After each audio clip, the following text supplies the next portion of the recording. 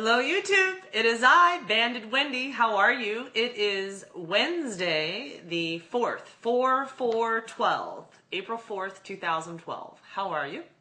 I've got a lot of videos going on as of late, but this is probably the most important one for me. This is my LAPBAND weekly update. I am 158 weeks post-op, and I am 90 weeks maintenance. So just over 3 years ago, I started this journey at 244.6 pounds with the liquid diet. 68 weeks later, with a lot of learning and growth mentally and physically, I got down to my goal weight, 145.6 pounds. So I lost 99 pounds. I maintained that weight for a year. July 15th, 2011 was my 1 year at goal. And I set a maintenance range for myself, 138 pounds to 148 pounds. I did that in August. I actually got down to 138. The lowest I've seen is 136. Then I started marathon training, basically. And throughout the course of the marathon training, I introduced a lot of, I won't say new foods, but a lot of foods more often that I had not had on the journey. And that is an interesting place to be mentally and physically. What it does to your stoma, what it does to your mind, and having the extreme training to basically compensate for the calories. Marathon training is over, right? So it's been a few weeks since I talked about my weight. When I got into the maintenance range, I decided that I would only need to speak about my weight on YouTube the first Monday of every month. My monthly accountability for weight, because I do live in the range, and once you get to goal and you fight every week to see that goal weight the same number or less, after a year you'll realize that having a maintenance range is the way to live, because the scale goes up or down. Usually you'll balance within the same 2 to 3 pounds up or down from your goal weight. It just happens. The body fluctuates naturally. So post-marathon, marathon was on the 18th of March. And it was 26 miles, and we carb loaded. And what I've learned through marathon training, there's always a gain. So post-marathon, I was 149.2 pounds. That's outside of my maintenance range, and it's above my goal weight. But I didn't sweat it because it was post-marathon, post-carb loading, post-muscle exertion, water retention, etc. I took 1 week off from exercise, something I have not done ever on this journey, taking a full week off from exercise. It did my body good. I needed it. It was a struggle mentally. Exercise is my therapy. It is my daily support of self. It is my time to do what I want to do for me, and is how I practice living my best life. So although I physically needed it, mentally there were some struggles. I find that if I'm not exercising with my free time, I would be shopping, spending money, or eating, spending calories. And neither one of them I can afford to do. So those are some of the habits that I see happen when I'm not using my spare time to exercise. At least an hour a day that way. So with that said, last week I was 1 week of no exercise, 149.6. So I gained 0.4 pounds.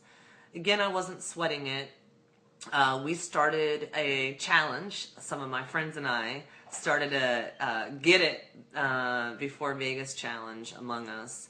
And that was the start of the challenge, 7.5 week challenge.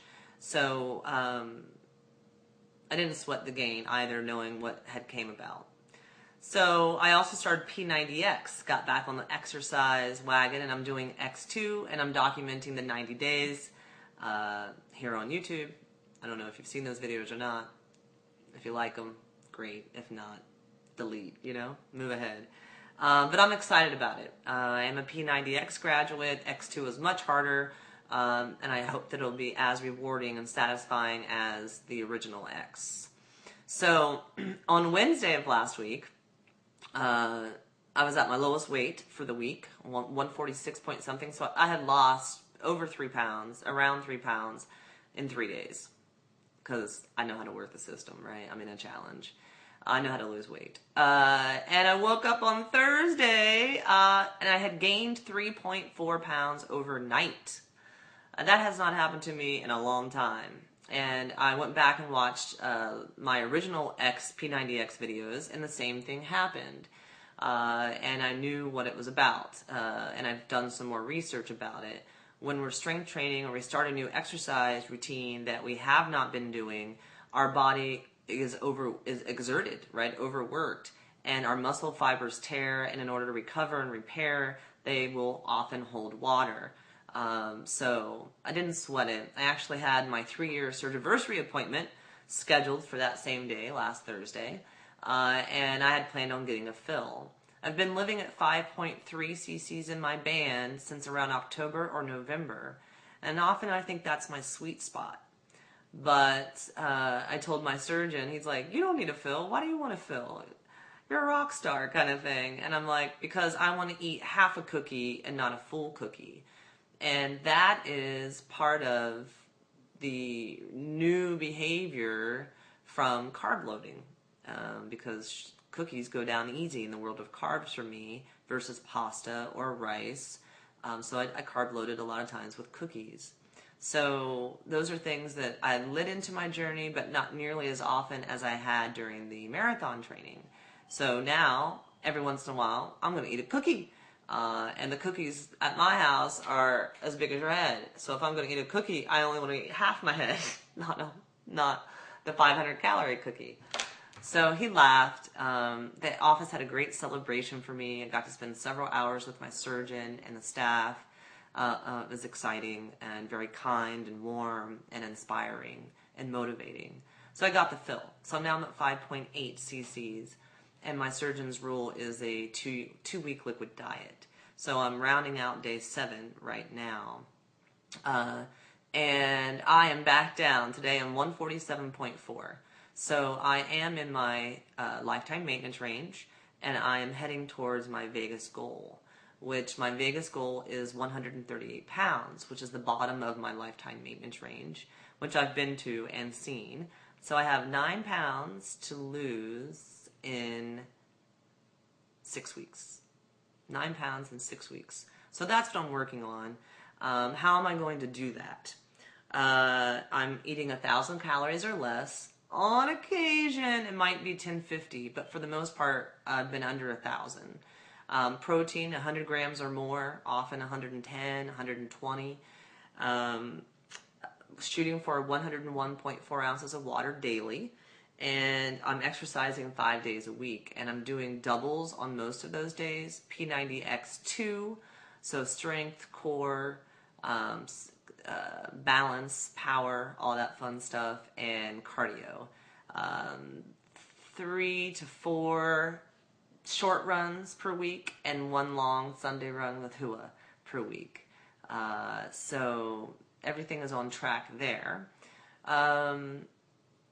I wanted to share a comment that I received today from the Carlsbad 5000 video, and it was very touching and real and powerful, not just for me about that race, but really about all of us who came from a place in obesity to where we are today on the journey.